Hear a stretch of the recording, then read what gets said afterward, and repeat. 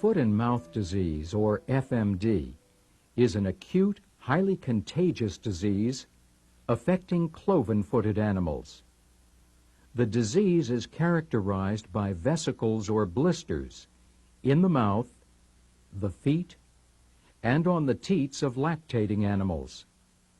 This videotape presents the progressive clinical signs of FMD in beef and dairy cattle. The clinical signs of this disease were demonstrated in two different settings. In the first case, this cow was infected by an intradermal lingual inoculation. In a different setting, a group of mixed animals, a single pig was inoculated. All the other animals in this group became infected by contact, breathing the infected aerosol produced by the pig.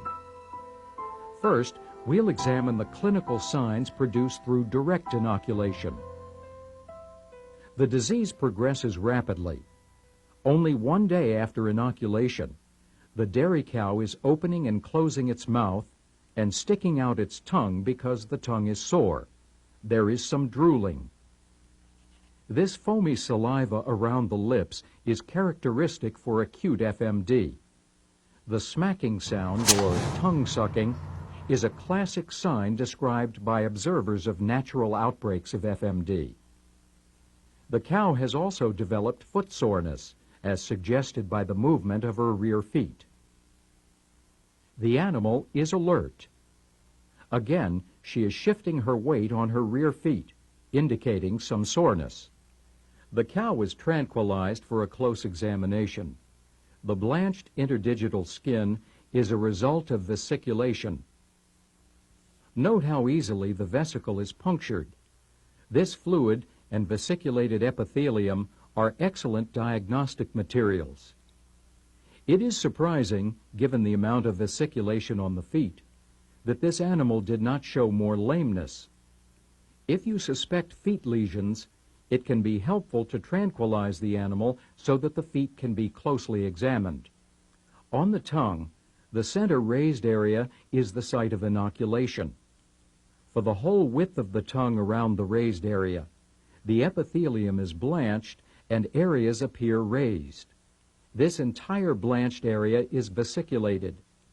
Note how the epithelium can be moved when pressure is applied to the blanched area. The upper part of the epidermis has been detached from the basal layer by the vesicle. Over the blanched area, the epithelium forms ridges. This closer view of the site of inoculation shows raised areas filled with fluid on the right and at the top.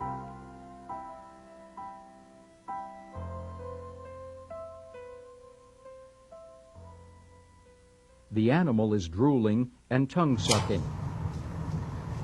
Kicking movements and shifting weight clearly indicate sore feet. The area of white skin is an interdigital vesicle. The vesiculated area on the tongue has broken. Note that there is a wide blanched area proximal to broken epithelium. This area of broken epithelium is an erosion because only the upper layers of epithelium are affected.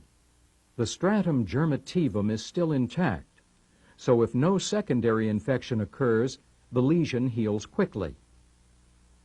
The blanched white epithelium is detached from the basal epithelium and can be pulled off. Again, this epithelium is excellent diagnostic material. This is a ruptured vesiculated area. If this were the only lesion, you might suspect trauma.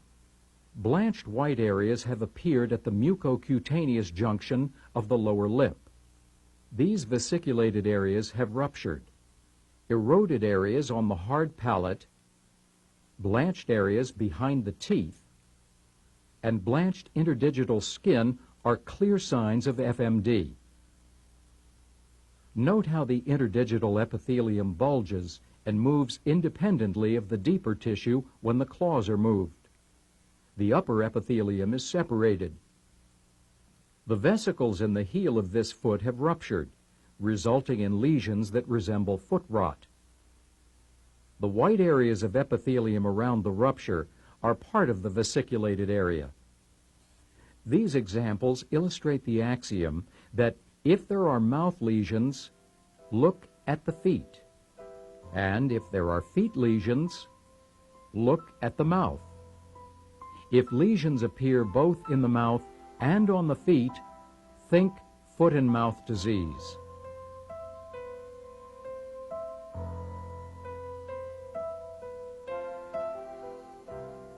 This is a classic scene of FMD, a ring of saliva on the floor from a drooling cow. The animal appears to have lost a considerable amount of weight. She is tongue-sucking and shifting her weight from foot to foot. The foot soreness seems to be increasing. Note the white vesiculated tissue in the interdigital space. The animal has rapid shallow respiration. Remember that the vesicles are just one part of this systemic disease.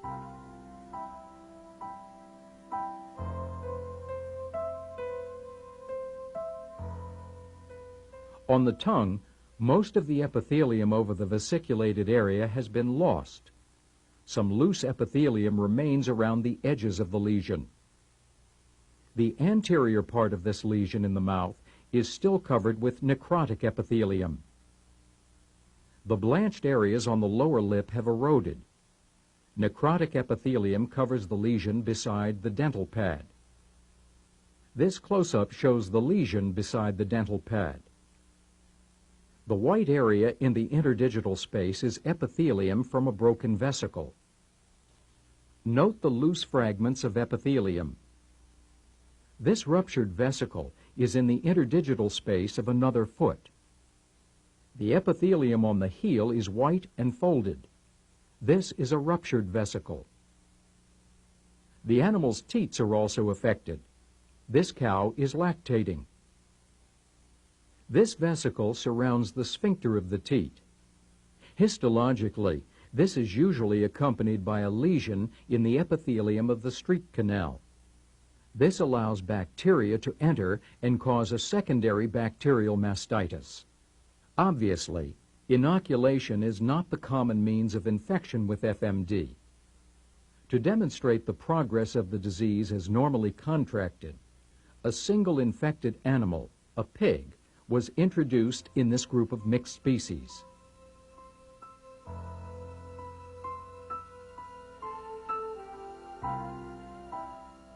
Lameness has already begun to develop in the inoculated pig.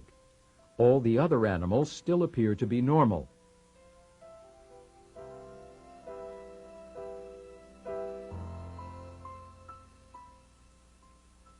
Three days later, this beef cow shows signs of FMD, saliva dripping from the lips. Along with the saliva, there are secretions around the nostrils. The animal is not cleaning its nose with its tongue. The edges of the lower and upper lips show large blanched vesicles. These are white foci in the mucosa of the lower lip and gingiva. This vesicle is on the gingiva adjacent to the dental pad. Vesicles have also developed on the edges of the upper and lower lips.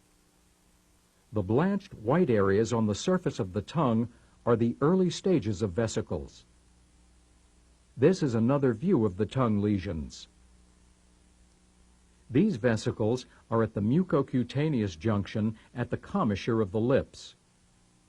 Note how easily the vesicle at the mucocutaneous junction on the lower lip is ruptured. The fluid and flap of skin that peels off are excellent specimens for diagnosis. At this stage, this animal also has vesicles on the teat.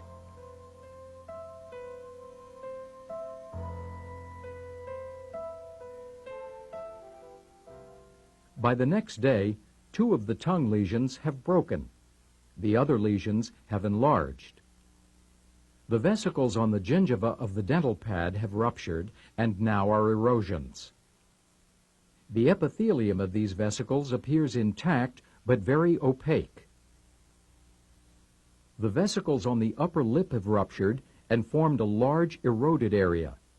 A tag of epithelium is still present. The white foci in the mucosa of the lower lip are necrotic epithelium and are eroding. The epithelium in the interdigital cleft is white with a broken area. The whole area in the interdigital cleft is vesiculated, and one vesicle has ruptured.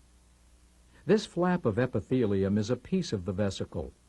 It appears that there are multiple vesicles in the interdigital area.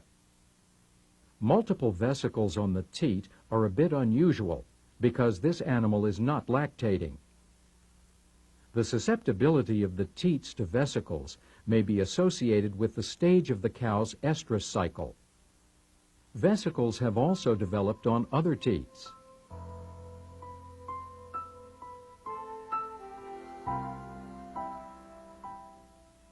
The animal has been tranquilized. The blanched lesions on the tongue have become dried FMD lesions. Rather than forming vesicles, the vesicular fluid escaped through the epithelium, leaving necrotic areas of epithelium. Epithelium over the lesion toward the tip of the tongue has eroded. Erosion of the upper layers of epithelium gives this lesion a smooth surface. The rough-appearing lesion still has the upper layers of epithelium in place. Note how easily the necrotic epithelium can be scraped off the tongue for diagnosis. The resulting lesion is an erosion because the stratum germativum is still present. This epithelium contains a lot of FMD antigen and virus and is an excellent specimen for diagnosis. Vesicles may often be present in the nostril, a good reason for not using nose tongs to restrain the animal. This close-up shows the vesicle in the nose. The lesions in the gingiva of the dental pad and lower lip appear as erosions. Note that these could easily be confused with a traumatic injury. The vesicles in the interdigital space have ruptured. The area is eroded, and there are still strands of epithelium present.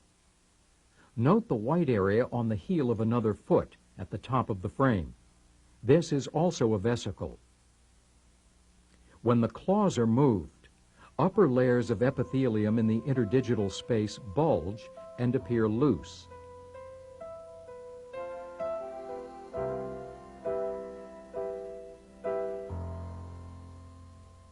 This animal has been tranquilized. The epithelium that has not eroded over the FMD tongue lesions appears necrotic, and the lesions have become more demarcated. This view shows the progression of the vesicular lesions on the lips. The vesicular areas are eroded. This eroded area is in the gingiva of the dental pad. The smoothness and color suggest that healing is already taking place, less than a week after the first signs of disease appeared. The mucosa on the lower lip is necrotic. Note how easy it would be to fail to associate the lesion with an FMD infection. At this late stage, erosions at the mucocutaneous junction on the lips are accompanied by healing lesions on the gingiva of the dental pad. This exudate around the eye is also a sign of the disease. The vesicles on the teats have ruptured, and the areas are covered by dried serum. Foot and mouth disease progresses rapidly through these characteristic signs. Any disease that appears to be FMD requires